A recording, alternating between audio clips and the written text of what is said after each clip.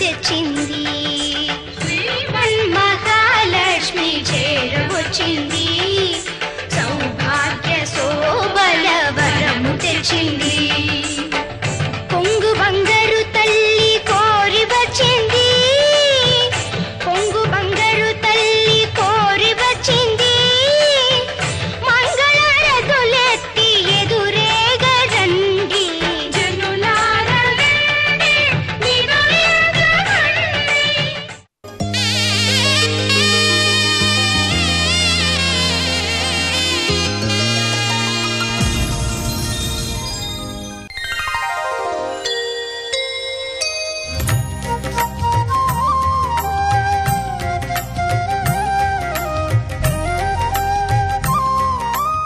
ETV ప్రేక్షకులకు నమస్కారం.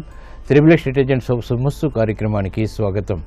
ఈనాడు శుభమస్తు కార్యక్రమంలోని గ్రహపాల మంచంలో గ్రహాల యొక్క స్థితిగతులు, వాటి యొక్క శుభాశుభ ఫలితాల గురించి పరిశీలిద్దాం. అలాగే ఈరోజు 12 రాశుల వరకు ఏ సంఖ్యలు కలిసి వస్తాయి, రంగుల యొక్క ప్రాధాన్యత, ఈరోజు జయవారం లేదా మంగళవారం, శ్రావణ మంగళవారం చాలా విశేషమైనటువంటి రోజు. మరి మంగళగౌరీ దేవి యొక్క పూజాది కార్యక్రమాలు ఈరోజు శుభ ఫలితాలని కలిగిస్తాయి. 12 రాశుల వారు మంగళగౌరీ దేవిని ఎటువంటి ప్రక్రియలతో పూజించాలి అనేటువంటి అంశంతో పాటు శ్రావణ మంగళవారం నాడు ఎటువంటి విధి విధానాలు పాటించాలి అనేటువంటి అంశాన్ని శుభ శ్రావణం అనేటువంటి శీర్షికలో పరిశీలిద్దాం. ముఖ్యంగా 12 రాశుల వారు ఈ రోజు చేపట్టవలసినటువంటి కార్యక్రమాలు తెలుసుకుందాం. ఈ సాయంత్రం సంధ్యా సమయంలో ఎటువంటి ప్రక్రియలు శుభ ఫలితాన్ని కలిగిస్తాయి అనేటువంటి అంశాన్ని కూడా పరిశీలిద్దాం. ముందుగా నేటి పంచాంగ వివరాలు. శ్రీ హేవలంబి నామ సంవత్సరం శ్రావణ మాసం దక్షిణాయనం వర్ష ఋతువు. ఈరోజు శ్రావణ బహుళ పాడ్యమి సామాన్య కార్యక్రమాలకి పనికి వస్తుంది. అలాగే వారం జయవారం లేదా మంగళవారం. ఈరోజు మంగళగౌరీ దేవి యొక్క ఆరాధన, స్మరణ, పూజాది కార్యక్రమాలు శుభ ఫలితాన్ని కలిగిస్తాయి, గ్రహపీడను తొలగిస్తాయి.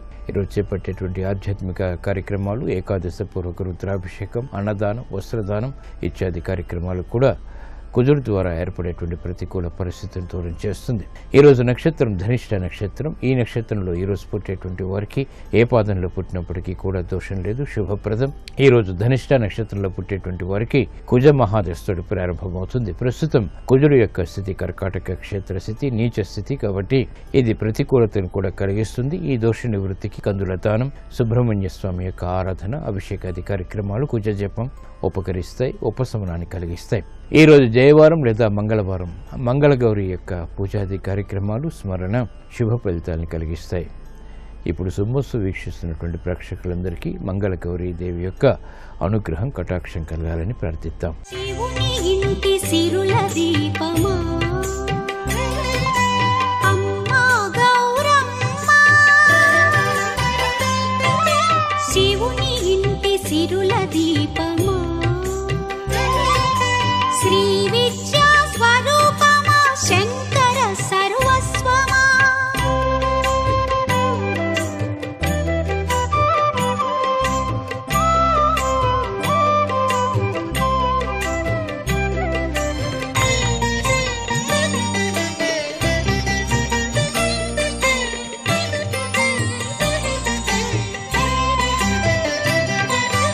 ఓంకార ప్రాకార సంచారిణి క్రీంకార కమలాంతర మధురూపిణి.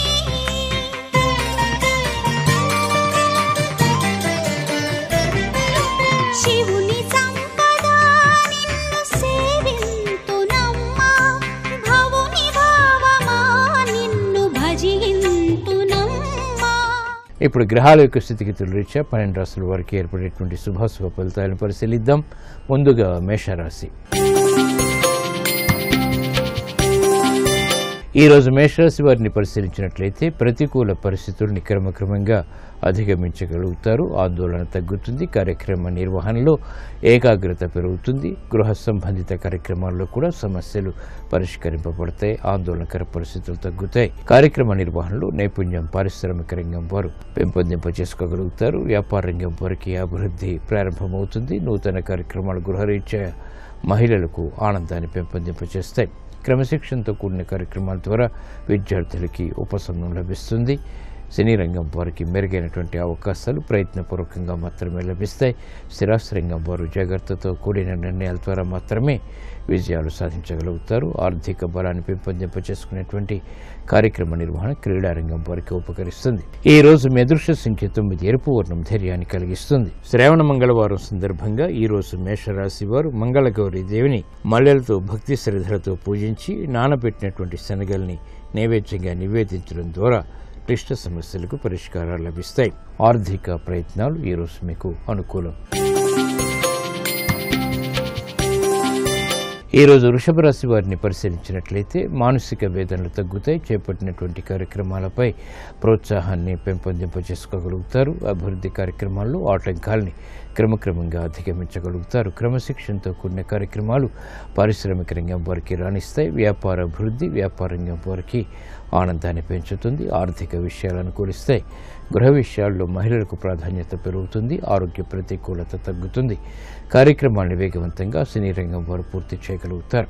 ఆర్థిక విషయాలు క్రీడారంగం వారికి అనుకూలిస్తాయి. విజయాలకి చేసేటువంటి ప్రయత్నాలు కలిసి వస్తాయి. నూతన బాధ్యతలు సాఫ్ట్వేర్ రంగం వారికి పెరుగుతాయి. ఆర్థిక పరమైనటువంటి అంశాల్లో మెరుగైనటువంటి కార్యక్రమ నిర్వహణ కొనసాగించగలుగుతారు. న్యాయవాద వృత్తి వారికి కూడా అనుకూలం.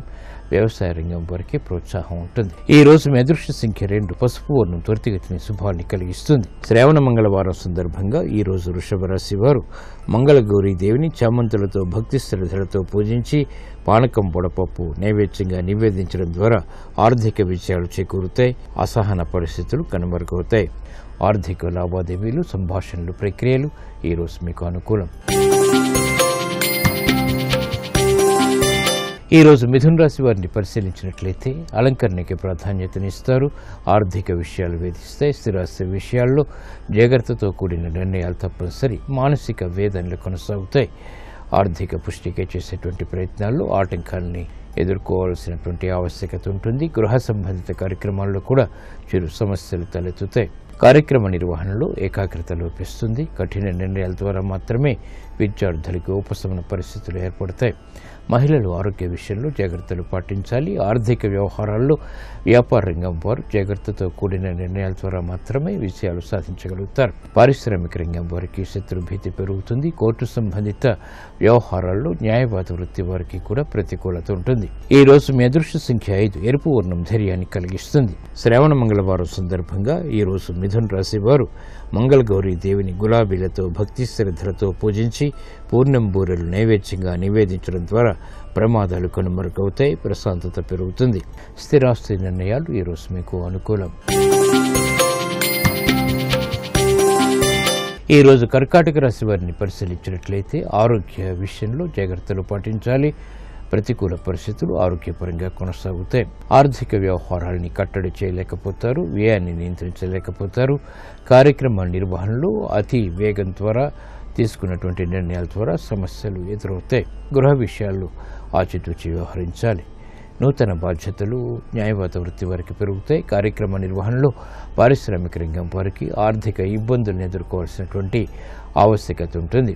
వ్యవహారాల్లో చుక్కెదురు పరిస్థితులను క్రీడారంగం వారు క్రమక్రమంగా మాత్రమే ఎదుర్కోగలుగుతారు. వ్యవహారాల్లో ఏర్పడినటువంటి ప్రతికూలత వ్యవసాయ రంగం వారికి కూడా కొనసాగుతుంది. ఆర్థిక సంబంధిత లావాదేవీల విషయంలో సాఫ్ట్వేర్ రంగం వారికి చిరు సమస్యలు ఏర్పడతాయి. ఈ రోజు మీ అదృష్ట సంఖ్య 3, పసుపు వర్ణం త్వరితగతిని శుభాన్ని కలిగిస్తుంది. శ్రావణ మంగళవారం సందర్భంగా ఈ రోజు కర్కాటక రాశి వారు మంగళగౌరీ దేవిని పారిజాతాలతో భక్తి శ్రద్ధలతో పూజించి పులగాన్ని నైవేద్యంగా నివేదించడం ద్వారా శత్రుభీతి పోతుంది. కుటుంబ సఖ్యత పెరుగుతుంది. విదేశీ లావాదేవీలు సంభాషణలు ప్రక్రియలు ఈ రోజు మీకు అనుకూలం. ఈ రోజు సింహరాశి వారిని పరిశీలించినట్లయితే సంభాషణల ద్వారా ఇతరులను ఆకట్టుకోగలుగుతారు. లాభదాయకమైనటువంటి కార్యక్రమాల ద్వారా విజయాలు సాధించగలుగుతారు. వ్యయం ఎక్కువగా ఉన్నప్పటికీ ఆదాయాన్ని కూడా కూడగట్టుకునేటువంటి ప్రయత్నాలు కలిసి వస్తాయి. ఆందోళనకర పరిస్థితులను నియంత్రించగలుగుతారు. స్వశక్తితో కూడిన నిర్ణయాలు లాభిస్తాయి. స్వతంత్ర నిర్ణయాల ద్వారా విజయాలు సాధించగలుగుతారు. అభివృద్ధి కార్యక్రమాల్లో పాలు పంచుకునేటువంటి అవకాశాలు ఆనందాన్ని పెంచుతాయి. గృహ విషయాల్లో సఖ్యత పెరుగుతుంది. కుటుంబ వ్యవహారాల్లో శుభవార్తలు వింటారు. ఆనందకర పరిస్థితులు విద్యార్థులకి విద్యాపరంగా కొనసాగుతాయి. మహిళలకు ఆరోగ్య రక్షణ ఉంటుంది. గృహ విషయాల్లో ప్రాధాన్యత పెరుగుతుంది. క్రీడా రంగం వారు విజయాలు సాధించగలుగుతారు. అనుకూల పరిస్థితులు వ్యాపార రంగం వారికి కలిసి వస్తాయి. కార్యక్రమ నిర్వహణలో నైపుణ్యం మహిళలు ప్రదర్శించగలుగుతారు. యుక్తితో కూడిన కార్యక్రమాలు తద్వారా విజయాలు వ్యాపార రంగం వారికి కొనసాగుతాయి. ఈ రోజు మీ అదృష్ట సంఖ్య 6. ఆకుపచ్చ వర్ణం రక్షణకి దోహదపడుతుంది. శ్రావణ మంగళవారం సందర్భంగా ఈ రోజు సింహరాశి వారు మంగళగౌరి దేవిని గన్నేరు పూలతో భక్తి శ్రద్ధలతో పూజించి పరమాన్నాన్ని నైవేద్యంగా నివేదించడం ద్వారా ఆర్థిక విజయాలు వేగవంతమవుతాయి. స్థిరాస్తి కొనుగోలు వంటివి ఈ రోజు మీకు అనుకూలం. ఈ రోజు కన్యారాశి వారిని పరిశీలించినట్లయితే రాజకీయ వ్యవహారాల్లో నెగ్గుకురాగలుగుతారు. ఆందోళనకర పరిస్థితులు ఆర్థికంగా తగ్గుతాయి. స్థిరాస్తి విషయాల్లో కూడా మెరుగైనటువంటి మార్పులు చోటు చేసుకుంటాయి. గృహ విషయాల్లో అనుకూలత ఏర్పడుతుంది. ఆర్థిక సంబంధిత లావాదేవీలు వ్యాపారపరంగా వ్యాపార రంగం వారికి లాభిస్తాయి. స్థిరాస్తి రంగం వారికి మెరుగైనటువంటి అవకాశాలు లభిస్తాయి. గతంలో చేసినటువంటి పొరపాట్లు సవరించుకోగలుగుతారు. ఏకాగ్రతతో కూడిన కార్యక్రమాలు విద్యార్థులకు ఉపకరిస్తాయి. మహిళలకు ఆర్థికపరమైనటువంటి క్రమశిక్షణ ఏర్పడుతుంది. ఆర్థిక వ్యవహారాల్లో సాఫ్ట్వేర్ రంగం వారు కూడా రాణించగలుగుతారు. ప్రతిభతో కూడిన కార్యక్రమాలు క్రీడారంగం వారికి కలిసి వస్తాయి. రాజకీయ నిర్ణయాలు రాజకీయ రంగం వారికి లాభిస్తాయి. ఈ రోజు మీ అదృష్ట సంఖ్య 5. ఎరుపు వర్ణం ధైర్యాన్ని కలిగిస్తుంది. శ్రావణ మంగళవారం సందర్భంగా ఈ రోజు కన్యారాశి వారు మంగళగౌరి దేవిని మందారాలతో భక్తి శ్రద్ధలతో పూజించి పులిహోరని నైవేద్యంగా నివేదించడం ద్వారా లాభదాయకమైనటువంటి కార్యక్రమాలు తద్వారా విజయాలు చేకూరుతాయి. ఉద్యోగ ప్రయత్నాలు ఈ రోజు మీకు అనుకూలం. ఈ రోజు తులారాశి వారిని పరిశీలించినట్లయితే మానసిక వేదనలు తగ్గుతాయి. కార్యక్రమ నిర్వహణలో ఏర్పడినటువంటి ప్రతికూలత కూడా తగ్గుతుంది. ఆనందకర వాతావరణం గృహరీత్యా కొనసాగుతుంది. సంబంధ బాంధవ్యాల విషయంలో ఏర్పడినటువంటి అనుకూలత ఆనందాన్ని పెంచుతుంది. కుటుంబ వ్యవహారాల్లో ఐక్యతకే చేసేటువంటి ప్రయత్నాలు లాభిస్తాయి. భాగస్వాములతో మైత్రి కొనసాగుతుంది. సంబంధ బాంధవ్యాల ద్వారా మెరుగైనటువంటి అవకాశాలు వ్యాపార రంగం వారు చేజిక్కించుకోగలుగుతారు. పారిశ్రామిక రంగం వారికి శత్రుభీతి తగ్గుతుంది. ప్రత్యర్థుల్ని ఓడించేటువంటి కార్యక్రమ నిర్వహణ విజయవంతమవుతుంది. వేగవంతమైనటువంటి నిర్ణయాలు సాఫ్ట్వేర్ రంగం వారికి కలిసి వస్తాయి. ఆర్థిక ఆందోళన స్థిరాస్తి రంగం వారికి తగ్గుతుంది. మానసిక ప్రశాంతత మహిళలకు పెరుగుతుంది. నూతన బాధ్యతలు వ్యవసాయ రంగం వారు చేపట్టగలుగుతారు. ఈ రోజు మీ అదృష్ట సంఖ్య 2. తెలుపు వర్ణం ప్రశాంతతను పెంచుతుంది. శ్రావణ మంగళవారం సందర్భంగా ఈ రోజు తులారాశి వారు మంగళగౌరి దేవిని మల్లెలతో భక్తి శ్రద్ధలతో పూజించి నానబెట్టినటువంటి శనగల్ని నైవేద్యంగా నివేదించడం ద్వారా శుభవార్తలు వింటారు. విదేశీ ప్రయాణాలు లావాదేవీలు సంభాషణలు ఈరోజు మీకు అనుకూలం. ఈరోజు వృశ్చిక రాశి వారిని పరిశీలించినట్లయితే ఆర్థిక వ్యవహారాల్లో మెరుగైనటువంటి మార్పులు లభిస్తాయి. వృత్తిపరమైనటువంటి గుర్తింపు లభిస్తుంది. సంతోషాన్ని కలిగిస్తుంది. కార్యక్రమ నిర్వహణలో ఆశించినటువంటి ప్రయోజనాన్ని పొందగలుగుతారు. అభివృద్ధి కార్యక్రమాల్లో ఆటంకాలు తొలగిపోతాయి. స్వతంత్ర నిర్ణయాలకు ఉపక్రమించగలుగుతారు. శ్రమ అధికంగా ఉన్నప్పటికీ అంతిమ విషయాలు ఆత్మబలాన్ని పెంచుతాయి. కార్యసిద్ధి అన్ని రంగాల వారికి తథ్యం. చేపట్టినటువంటి కార్యక్రమాల్లో ప్రోత్సాహం న్యాయవాద వృత్తి వారికి కొనసాగుతుంది. లాభదాయకమైనటువంటి కార్యక్రమాలు సాఫ్ట్వేర్ రంగం వారు చేపట్టగలుగుతారు. అభివృద్ధి మహిళలకు గోచరిస్తుంది. విద్యాపరమైనటువంటి విషయాలు విద్యార్థులకు యోగిస్తాయి. కార్యక్రమ నిర్వహణలో వైద్య వృత్తి వారికి అనుకూల పరిస్థితులు ఉంటాయి. గృహ సంబంధిత కార్యక్రమాల్లో మహిళలకు ప్రోత్సాహం లభిస్తుంది. నూతన స్నేహాల ద్వారా లబ్ధి చేకూరుతుంది. రాజకీయ రంగం వారు మెరుగైనటువంటి అవకాశాలు చేజిక్కించుకోగలుగుతారు. క్రీడా రంగం వారు కూడా. ఈ రోజు మీ అదృష్ట సంఖ్య 9. ఎరుపు వర్ణం ధైర్యాన్ని కలిగిస్తుంది. శ్రావణ మంగళవారం సందర్భంగా ఈ రోజు వృశ్చిక రాశి వారు మంగళగౌరి దేవిని నందివర్ధనాలతో భక్తి శ్రద్ధలతో పూజించి పరమాన్నాన్ని నైవేద్యంగా నివేదించడం ద్వారా వేగవంతమైన అనుకూల మార్పులు ఆర్థికంగా చేకూరుతాయి. ఆనందాన్ని కలిగిస్తాయి. విద్యా ప్రయత్నాలు ఈరోజు మీకు అనుకూలం. ఈరోజు ధనుస్సు రాశి వారిని పరిశీలించినట్లయితే సంభాషణల ద్వారా ఏర్పడినటువంటి ప్రతికూల పరిస్థితుల్ని అనుకూలంగా మరల్చుకోగలుగుతారు. ఆందోళనకర పరిస్థితుల్ని దూరం చేసుకునేటువంటి ప్రయత్నాలు కూడా లాభిస్తాయి. కార్యక్రమ నిర్వహణలో నైపుణ్యం పెరుగుతుంది. గతంలో చేసినటువంటి పొరపాట్లను సవరించుకునేటువంటి అవకాశాలు దగ్గరవుతాయి. సంబంధ బాంధవ్యాలు మెరుగవుతాయి. మిత్రుల ద్వారా ఏర్పడినటువంటి అనుకూల పరిస్థితులు ఆనందాన్ని పెంచుతాయి. గృహ విషయాలు అనుకూలం. ఆర్థిక సంబంధిత లావాదేవీలు పారిశ్రామిక రంగం వారికి క్రమక్రమంగా లభిస్తాయి. వైద్య వృత్తి వారికి అనుకూల పరిస్థితులు ఆర్థికంగా కొనసాగుతాయి. వ్యాపార రంగం వారు నష్టాన్ని భర్తీ చేసుకునేటువంటి కార్యక్రమ నిర్వహణ కొనసాగించగలుగుతారు. మహిళలకు ఆరోగ్యపరమైనటువంటి చిక్కులకు సమస్యలకు పరిష్కారాలు లభిస్తాయి. విద్యార్థులకి గట్టి కృషి తప్పనిసరి. ఆందోళనకర పరిస్థితులు స్థిరాస్తి రంగం వారికి తగ్గుతాయి. వ్యవసాయ రంగం వారికి మెరుగైనటువంటి మార్పులు వృత్తిపరంగా చోటు చేసుకుంటాయి. ఈ రోజు మీ అదృష్ట సంఖ్య 3 పసుపు వర్ణం త్వరితగతిన శుభాన్ని కలిగిస్తుంది. శ్రావణ మంగళవారం సందర్భంగా ఈ రోజు ధనస్సు రాశి వారు మంగళగౌరి దేవిని కనకాంబరాలతో భక్తి శ్రద్ధలతో పూజించి పూర్ణంబూరెలు నైవేద్యంగా నివేదించడం ద్వారా ఆర్థిక విజయాలు చేకూరుతాయి. నష్టద్రవ్య ప్రాప్తి చేకూరుతుంది. వ్యాపార నిర్ణయాలు ఈరోజు మీకు అనుకూలం. ఈరోజు మకర రాశి వారిని పరిశీలించినట్లయితే అనుకూల పరిస్థితులు ఆర్థికంగా ఉన్నప్పటికీ ఆందోళనకర పరిస్థితులు కూడా వెన్నంటి ఉంటాయి. నూతన కార్యక్రమాలు వెంటనే ప్రారంభించలేకపోతారు. శ్రమ అధికమవుతుంది. నూతన వ్యవహారాల్లో ఏర్పడినటువంటి ప్రతికూల పరిస్థితులు కూడా ప్రబలమవుతాయి. మానసిక ఆందోళన పెరుగుతాయి. చేపట్టేటువంటి కార్యక్రమాలపై శ్రద్ధ తగ్గుతుంది. కుటుంబ బాధ్యతలు మహిళలను వేధిస్తాయి. కార్యక్రమ నిర్వహణలో నైపుణ్యం సాఫ్ట్వేర్ రంగం వారికి తగ్గుతుంది. న్యాయవాద వృత్తి వారికి నూతన సమస్యలు వృత్తిపరంగా వెలుగులోకి వస్తాయి. ఆందోళనకర పరిస్థితులను స్థిరాస్తి రంగం వారు వెంటనే పరిష్కరించుకోలేకపోతారు. వైద్య వృత్తి వారు చాకచక్యంతో కూడిన నిర్ణయాల ద్వారా మాత్రమే విజయాలు సాధించగలుగుతారు. ఈ రోజు మీ అదృష్ట సంఖ్య 1 ఆకుపచ్చ వర్ణం రక్షణకి దోహదపడుతుంది. శ్రావణ మంగళవారం సందర్భంగా ఈ రోజు మకర రాశి వారు మంగళగౌరి దేవిని పసుపు కుంకుమలతో భక్తి శ్రద్ధలతో అర్చించి గారెల్ని నైవేద్యంగా నివేదించడం ద్వారా గ్రహణ దోషాలు కనుమరుగవుతాయి. కార్యక్రమాల్లో కార్యసిద్ధి ఏర్పడుతుంది. కోర్టు సంబంధిత వ్యవహారాలు ప్రక్రియలు సంభాషణలు ఈరోజు మీకు ఊరట కలిగిస్తాయి. ఈ రోజు కుంభరాశి వారిని పరిశీలించినట్లయితే శత్రువులపై విజృంభించగలుగుతారు. కోర్టు సంబంధిత వ్యవహారాల్లో విజయాలు సాధించగలుగుతారు. మానసిక ఆందోళన తగ్గుతుంది. అయినప్పటికీ క్రమశిక్షణతో కూడిన నిర్ణయాలు మాత్రమే రాణిస్తాయి. చేపట్టినటువంటి కార్యక్రమాలపై ప్రోత్సాహం ఉంటుంది. ఆందోళనకర పరిస్థితులు కూడా వెనంటి ఉంటాయి. సమాంతరంగా ఉంటాయి. కార్యక్రమాలను వేగవంతంగా పూర్తి చేయాలనేటువంటి తపన పెరుగుతుంది. గృహ విషయాల్లో అనుకూల పరిస్థితిని ప్రయత్నపూర్వకంగా సాధించగలుగుతారు. కార్యక్రమ నిర్వహణలో న్యాయవాద వృత్తి వారికి క్రమశిక్షణ కొనసాగుతుంది. ఆర్థిక విషయాలు వ్యాపార రంగం వారికి మెల్లమెల్లగా కలిసి వస్తాయి. న్యాయవాద వృత్తి వారికి ప్రతికూలత ఉంటుంది. అంతిమ విషయాలు మాత్రం సాధించగలుగుతారు. క్రమశిక్షణతో కూడిన కార్యక్రమాలు విద్యార్థులకి తప్పనిసరి. మహిళలకు ఆరోగ్య విషయంలో జాగ్రత్తలు పాటించాలి. కార్యక్రమాలను వేగవంతంగా వ్యవసాయ రంగం వారు పూర్తి చేయలేకపోతారు. ఆందోళనకర పరిస్థితులు మానసికంగా వేధిస్తాయి. ఈ రోజు మీ అదృష్ట సంఖ్య 6 పసుపు త్వరితగతిన శుభాన్ని కలిగిస్తుంది. శ్రావణ మంగళవారం సందర్భంగా ఈ రోజు కుంభరాశి వారు మంగళగౌరి దేవిని ఎర్రమందారాలతో భక్తి శ్రద్ధలతో పూజించి చక్కెర పొంగల్ని నైవేద్యంగా నివేదించడం ద్వారా శుభవార్తలు దగ్గరవుతాయి. కార్యసిద్ధి చేకూరుతుంది. ఆరోగ్య పరీక్షలు ఈరోజు మీకు మేలుని కలిగిస్తాయి.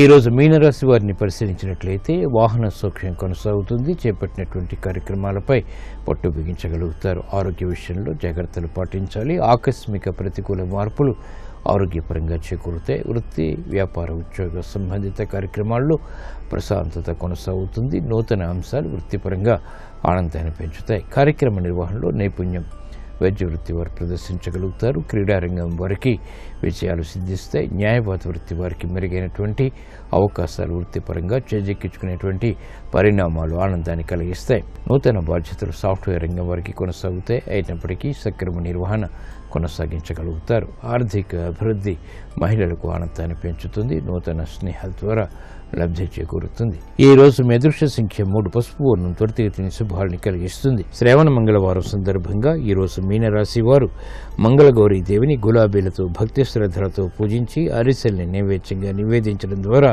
కార్యక్రమ నిర్వహణలో అనుకూల పరిస్థితుల్ని ఆస్వాదించగలుగుతారు. వేగవంతమైన నిర్ణయాలు తద్వారా విజయాలు చేకూరుతాయి. గృహ కార్యాలు కార్యక్రమాలు ఈ రోజు మీకు అనుకూలం. ఈ రోజు ఈ సాయంత్రం సంధ్యా సమయంలో మంగళగౌరి దేవిని భక్తి శ్రద్ధలతో కుంకుమాది అర్చనాది కార్యక్రమాలతో పూజించడం ద్వారా విశేష శుభ ఫలితాలు ఏర్పడతాయి. గ్రహాల ద్వారా ఏర్పడేటువంటి అతి ప్రతికూలత ప్రమాదాలు కనుమరుగవుతాయి. సఖ్యత పెరుగుతుంది. గృహ విషయాల్లో శాంతి పెంపొందింప చేసుకోగలుగుతారు.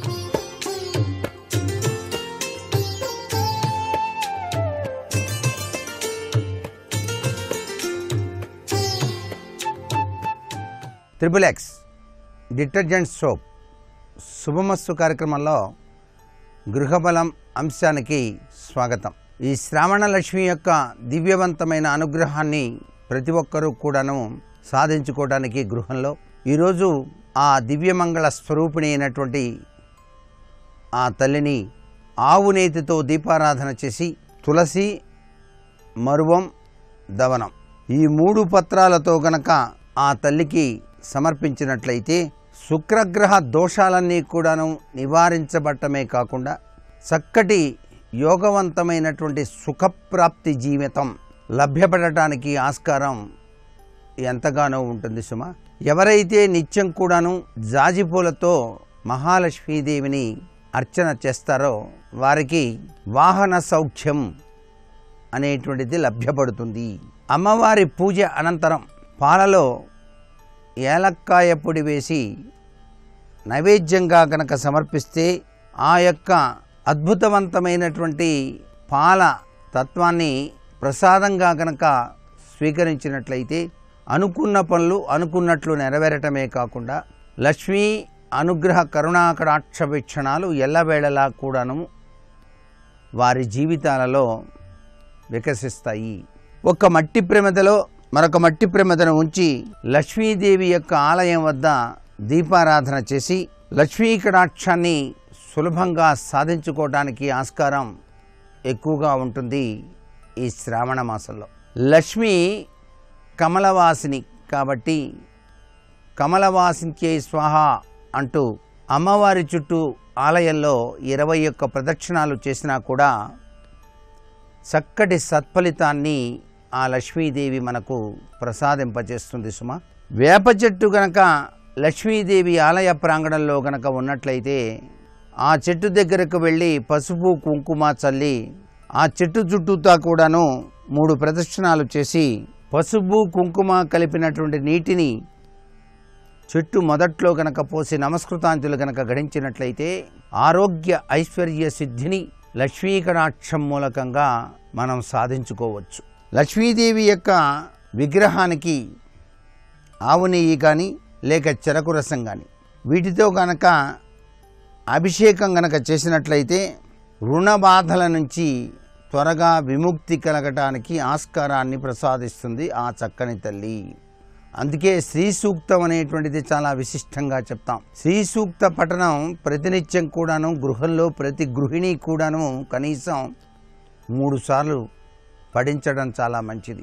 ఈ శ్రావణ మాసం అంతా కూడాను శ్రీ సూక్త పఠనం చేయటం కూడా విశిష్టకరమైనటువంటి లాభదాయకమైనటువంటి ప్రభావాలు కలిగి తీరుతాయి అనేటువంటి విషయాన్ని బాగా గుర్తుపెట్టుకోండి. లక్ష్మీదేవి ఆలయంలో అమ్మవారికి పాయసాన్ని గనక నివేదన కోసం ఇచ్చినట్లయితే ఆ పాయసాన్ని 10 మందికి గనక పంచినట్లయితే కుటుంబంలో సంభవించేటువంటి వివిధ అభిప్రాయ భేదాలన్నీ కూడా తొలగిపోయి సుఖవంతమైనటువంటి జీవితాన్ని ప్రతి ఒక్కరూ కూడాను గడపడానికి ఆస్కారం ఉంటుంది.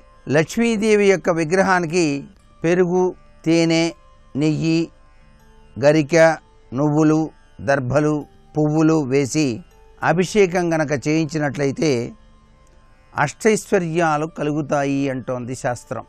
అష్టైశ్వర్య సిద్ధి కోసం ఈ శ్రావణ మాసంలో లక్ష్మీదేవికి అభిషేకార్చనలు చేయటంలో తప్పులేదు. గులాబీ రంగు వస్త్రాలు ధరించి తెల్ల గులాబీలు, ఎర్ర గులాబీలు, నందివర్ధనం పూలతో లక్ష్మీదేవిని గనక పూజ చేసి బెల్లం పొంగలిని నివేదనగా చేసి ఆ నివేదించినటువంటి ప్రసాదాన్ని 10 మందికి కనుక పంచినట్లయితే స్థిరత్వమైనటువంటి ఉద్యోగ ప్రాప్తిని ప్రసాదింపచేస్తుంది లక్ష్మీదేవి. స్థిరత్వమైనటువంటి ఉద్యోగంలో ఉన్నతమైనటువంటి స్థితిగతులు అంతా కూడాను లక్ష్మీమయమే కదా. లక్ష్మీదేవి యొక్క అనుగ్రహం కోసం మనం ఆచరించేటువంటి ఈ యొక్క విధి విధానాలు మన గృహబల రీత్యా విశిష్టవంతమైనటువంటి కోరికల్ని సిద్ధింపచేసుకోవడానికి సహకరిస్తాయి. లక్ష్మీదేవి ఆలయానికి వెళ్ళినప్పుడు ఆ ఆలయంలో దానిమ్మ పండ్లు గనక అమ్మవారికి సమర్పించి ఆ సమర్పించినటువంటి దానిమ్మ గింజలు ఆలయంలోని భక్తులందరికీ కూడాను ప్రసాదంగా పంచినట్లయితే మీరు చేసేటువంటి వృత్తి, ఉద్యోగ, వ్యాపారాల్లో అత్యధికమైనటువంటి లాభాల్ని సాధింపజేసుకోవడానికి ఆస్కారం ఎంతగానో ఉంటుంది. ప్రతినిత్యం కూడాను మీరు ఇంట్లో దీపారాధన ఉదయం సాయం సంధ్యా సమయాల్లో చేస్తూ ఉంటారు. ఉదయం పూట దీపారాధన చేసిన తర్వాత ఆ యొక్క దానిమ్మ పండు గింజలు కొద్దిగా తేనె కలిపి అమ్మవారికి నైవేద్యంగా సమర్పించి వాటిని ఇంటిల్లిపాదికి కూడాను పంచినట్లయితే సర్వసౌఖ్యాలతో ఇంటిల్లిపాది కూడాను జీవితాన్ని గడపడానికి ఆస్కారాన్ని ప్రసాదిస్తుంది ఆ సిద్ధలక్ష్మి. సిద్ధింపజేసేటువంటి లక్ష్మి ఆమె. అందుకే సిద్ధలక్ష్మి, మోక్షలక్ష్మి, జయలక్ష్మి అన్నారు. లక్ష్మీదేవిని ఉసిరికాయలతో కూడాను అభిషేకం చేయొచ్చండి. సాక్షాత్తు కనకధారాస్తవం ఆదిశంకరాచార్యుల వారి యొక్క విరచితంలో చెప్పినటువంటి సూత్ర ప్రాతిపదిక ఇదే. ఒక చిన్ని ఉసిరికాయని దానంగా చేస్తే కొన్ని రెట్ల బంగారపు ఉసిరికాయలు అమ్మవారు ఆ ఇంట కురిపించింది అని కదా. శుభకార్యాలు త్వరగా జరగాలి, అనుకున్న పనులన్నీ కూడాను సవ్యంగా నెరవేర్చుకోవాలి. అలాంటి భావనా పరంపర ఉన్న ప్రతి ఒక్కరూ కూడాను లక్ష్మీదేవి ఆలయాన్ని సందర్శించి అక్కడ కొబ్బరి నూనెతో దీపారాధన చేసి కొబ్బరి పంచదార కలిపినటువంటి నైవేద్యాన్ని అమ్మవారికి ప్రసాదంగా సమర్పించి దాన్ని 10 మందికి కూడా పంచిపెట్టినట్లయితే మీ అభీష్టాలన్నీ కూడాను వెనువెంటనే నెరవేరడానికి ఆస్కారం అత్యధికంగా ఉంటుంది సుమ. సంధ్యా సమయంలో లక్ష్మీ ఆలయంలో ఉసిరికాయతో చేసినటువంటి పదార్థం 10 మందికి కనుక పంచిపెట్టినట్లయితే ఆర్థికపరమైనటువంటి ఇక్కట్ల నుంచి బయల్పడి చాలా చక్కటి యోగవంతమైనటువంటి మానసిక శాంతితో జీవితాన్ని గడపడానికి ఆస్కారం ఎంతగానో ఉంటుంది సుమ. ఇక్కడ చేసేటువంటి దాన ఫలితం చాలా విశిష్టంగా ఉంటుంది. అందుకే ఈ మాసంలో ప్రతి ఒక్కరూ కూడాను తమకు తోచిన చందంగా దాన ధర్మాలు ఆచరించడం వెనక దాగిన పరమార్థాన్ని అర్థం చేసుకోవాలి. మనం చేసినటువంటి దాన ఫలితాలే మన జీవితానికి రాచమార్గం, చక్కటి యోగవంతమైన అదృష్టకరమైన ప్రభావాన్ని ప్రసరింపజేస్తుంది ఆ లక్ష్మీదేవి యొక్క ప్రభావం. లక్ష్మీ ఆలయంలో అమ్మవారిని దర్శించుకున్నప్పుడు పసుపు, కుంకుమ, పూలు, పండ్లు తమలపాకులో ఉంచి మహిళలకు తాంబూలంగా దానం గనక చేసినట్లయితే, తాంబూల దానం అంటారు. పసుపు, కుంకుమ, వక్క, తమలపాకులు, పండ్లు ఇవన్నీ కూడా ముత్తైదువులకు ఆలయ ప్రాంగణంలోనే ఇవ్వవచ్చు. ఇలా గనక ఇచ్చినట్లయితే మీ గృహంలో ఉన్న సభ్యులందరూ కూడాను చక్కటి అభివృద్ధిని సాధించుకోవడానికి ఆస్కారం ఉంటుంది. గృహంలో ఉండేటువంటి వారందరికీ కూడాను అభివృద్ధి కలగటానికి ఈ యొక్క విధి విధానం సర్వ విధాల శ్రేయోదాయకమైన ప్రభావాన్ని కలిగింపచేస్తుంది.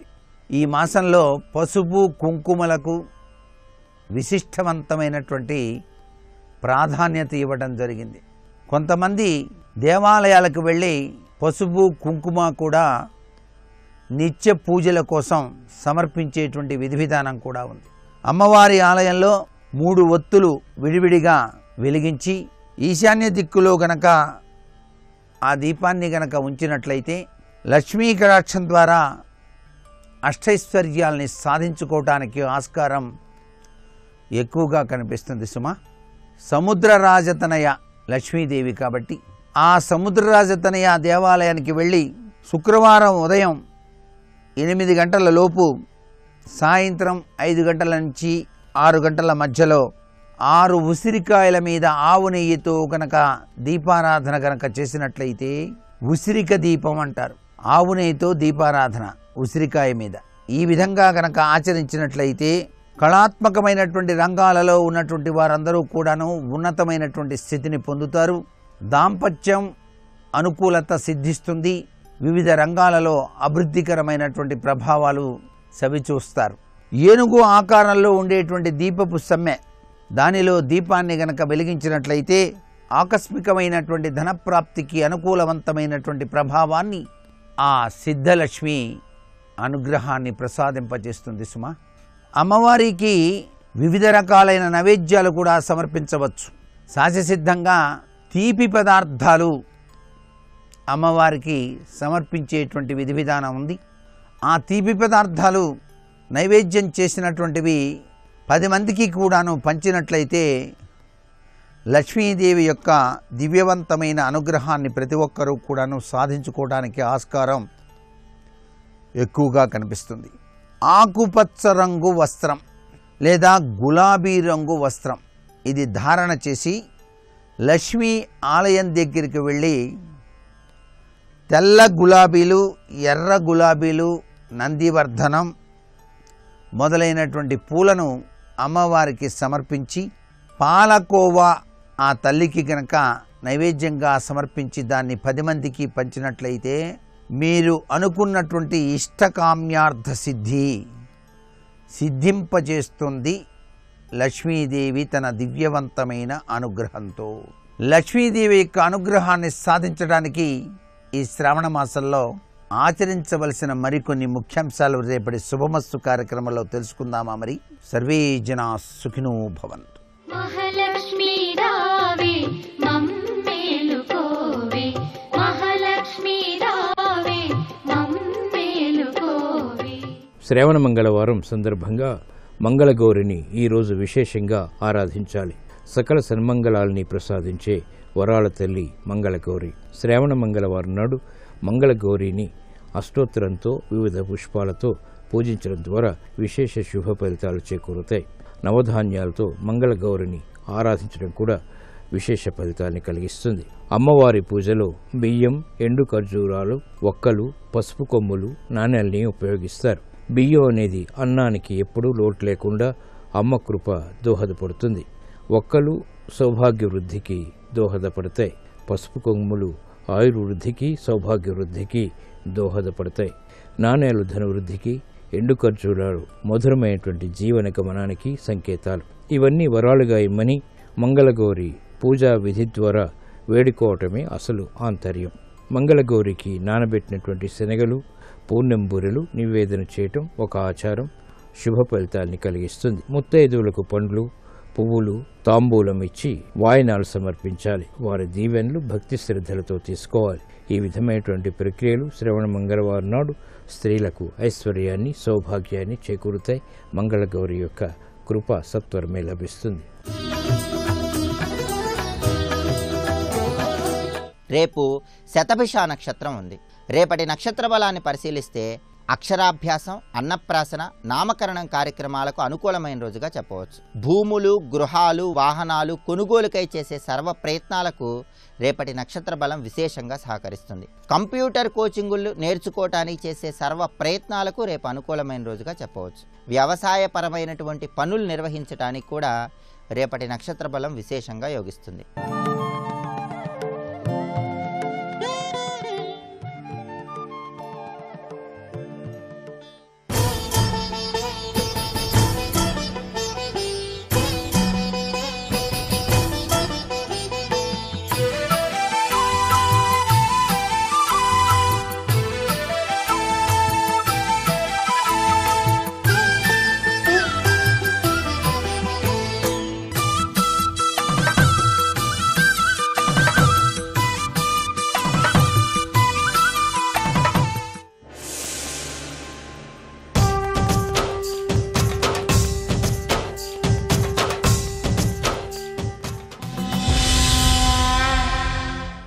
అభిమన్యుడు ఒక్కడు ధైర్యంలో ధర్మరాజు అంటారు. ధైర్యము అంటే ఏదో యుద్ధానికి వెళ్ళిన ధైర్యం అనుకోకండి.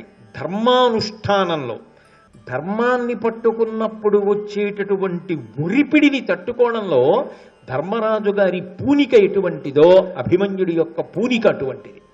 అది పెదనాన్నగారి నుంచి వచ్చింది. ఇంకా ఆయనకి భయంకరమైనటువంటి యుద్ధం చెయ్యడం, అది మామూలు యుద్ధం కాదు. ఇంకా 4వ వంతు సైన్యాన్ని ఒక పూటలో పడగొట్టాడు అభిమన్యుడు యుద్ధం చేసినప్పుడు. అందుకే భీమసేనుడు యుద్ధం ఎలా ఉంటుందో అంత భయంకర యుద్ధం చేస్తాడు.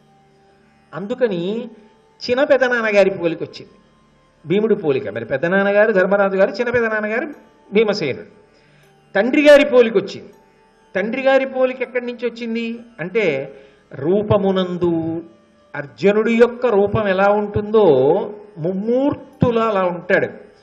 మరి తండ్రికి కొడుకు కదూ, అందుకని పాండిత్యమునందు అర్జునుడికి ధనుర్వేదం ఎంత బాగా తెలుసో, అస్త్రశస్త్రములను ఎంత బాగా వాడతాడో అంత గొప్ప పాండిత్యం అభిమన్యుడికి వచ్చు. దానితో పాటుగా పరాక్రమమునందు విజృంభించి శత్రువుల్ని పడగొట్టడంలో, ఆ పరాక్రమమునందు ఈ మూడిటి యందు అర్జునుడి యొక్క పోలికొచ్చింది. వినయానికి మారుపేరుగా నకుల సహదేవుల యొక్క పోలికొచ్చింది, బాబయ్యల పోలికొచ్చింది. ఇక పవిత్రమైనటువంటి హృదయంతో ఉండడంలో, ఎప్పుడు హృదయమునందు పవిత్రత చెక్కు చెదరకుండా ఉండడంలో మేనమావ పోలికొచ్చింది. అందుకే మహాభారతంలో అభిమన్యుడు ఒక పెద్ద మెరుపు. ఇన్ని పోలికలు ఉప పాండవుల్లో కూడా ఎవరికి రాల. అందరి ఉత్తమ గుణాలు పుచ్చుకున్నాడు, అంత గొప్పవాడు. అటువంటి అభిమన్యుడు యుద్ధానికి వచ్చాడు. ఎందుకు వచ్చాడు? అది కూడా ఒక ఆశ్చర్యం. 3వ రోజు అర్జునుడు దూరంగా ఉన్నాడని తెలిసే పద్మవ్యూహాన్ని రచించాడు గురుడు ద్రోణాచార్యుల వారు. పద్మవ్యూహంలోకి ప్రవేశించడం ధర్మరాజుకి కానీ, భీముడికి కానీ, నకులుడికి కానీ, సహదేవుడికి కానీ ఎవ్వరికీ తెలియదు. అది తెలిసున్నది ఎవరికి? నలుగురికి తెలుసు. 1 శ్రీకృష్ణ పరమాత్మకి తెలుసు, 2 అర్జునుడికి తెలుసు, 3 కృష్ణుని యొక్క కుమారుడు ప్రద్యుమ్నుడికి తెలుసు, 4 అర్జునుడి దగ్గర ఉపదేశం పొందాడు కాబట్టి అభిమన్యుడికి తెలుసు. అభిమన్యుడు లోపలికి వెళ్ళగలడు కానీ బయటికి రావడం రాదు. ఎలా పద్మవ్యూహాన్ని భేదించడం? అర్జునుడు దూరంగా ఉన్నాడు యుద్ధంలో.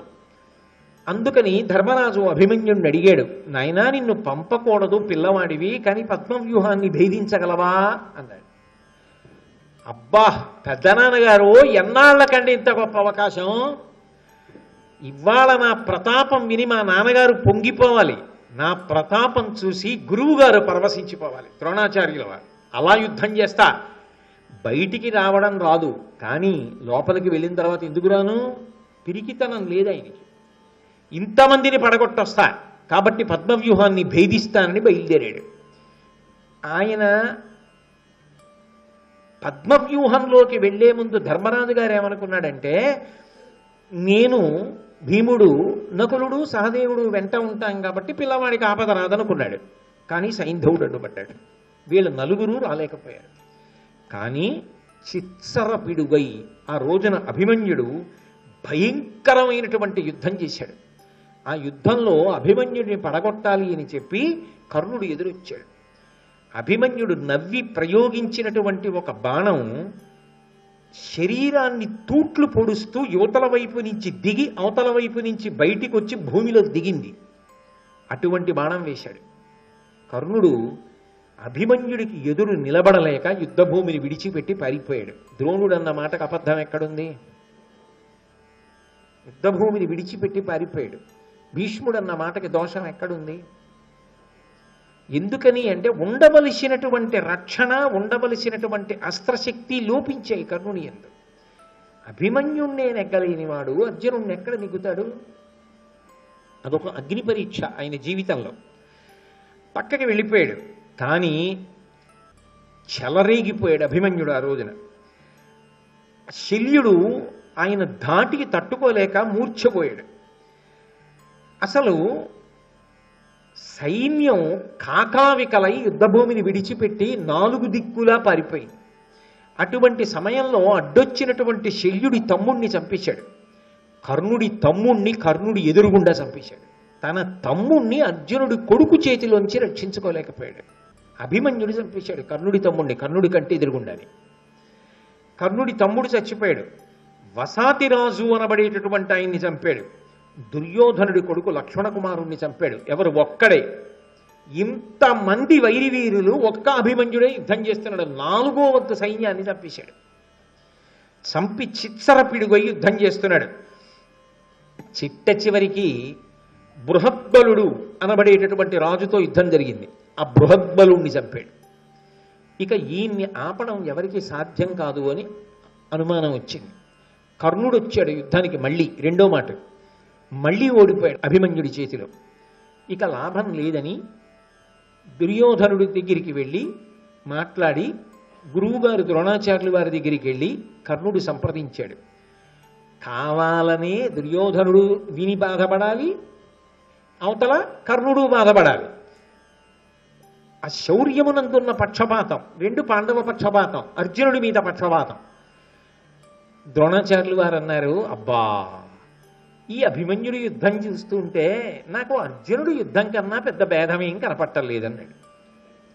చాలదా అంటే ఒరే వాళ్ళ అబ్బాయి యుద్ధం చేస్తే ఇలా ఉంది, ఇక వాళ్ళ నాన్న వస్తే ఇప్పుడే తట్టుకోలేక మీ అందరూ నా వెనక్కి వచ్చి ఎలా ఎలా అంటుంటే రేపు అర్జునుడు వస్తే ఏం చేద్దామని ప్రతిజ్ఞలు చేశావు?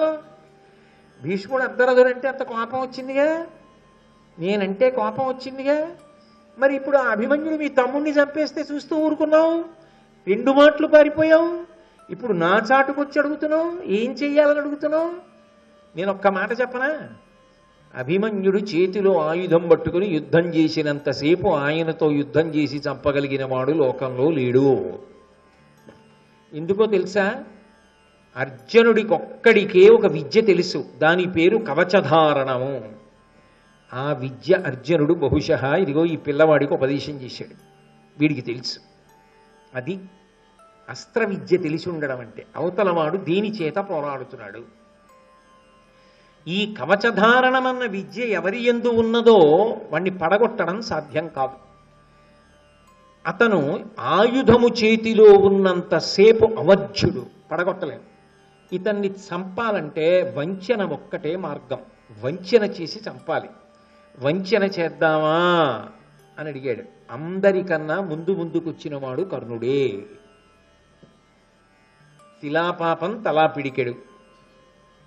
మత్స పడిందా లేదా?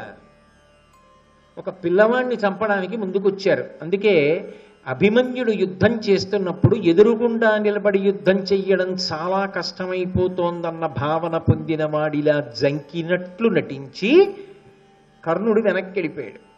అభిమన్యుడికి వెనక్కి వెళ్ళిపోయాడు కాబట్టి వెనక నుంచి బాణం వెయ్యడు అన్న ఉద్దేశ్యంతో కర్ణుడు వెళ్ళిపోయాడు అని చెప్పి అభిమన్యుడు ఊరుకున్నాడు కర్ణుడి విషయాన్ని. కానీ ద్రోణుడు అప్పటికే అందరూ కలిపి యుద్ధనీతిని తప్పి మట్టు పెట్టేయాలి.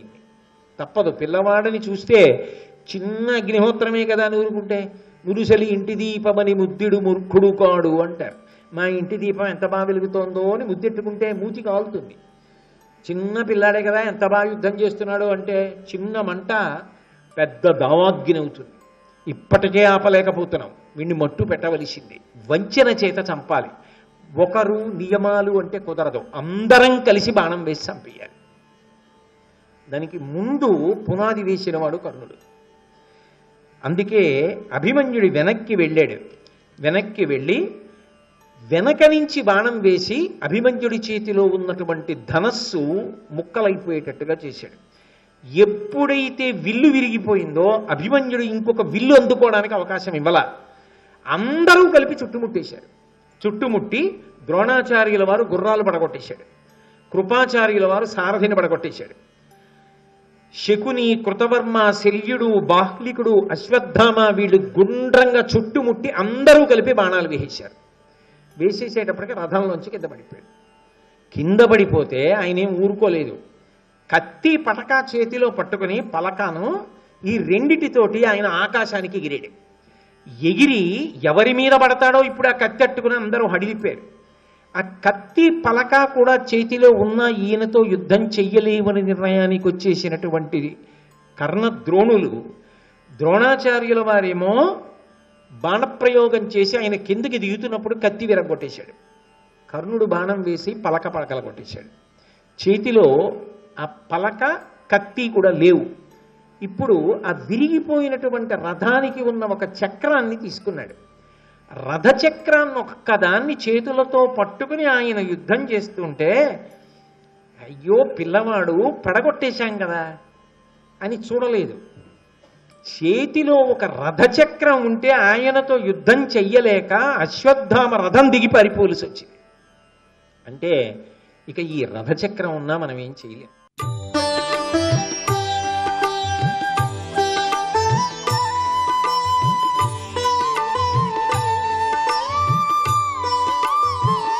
సర్వం శ్రీ ఉమామహేశ్వర పరబ్రహ్మార్పణ.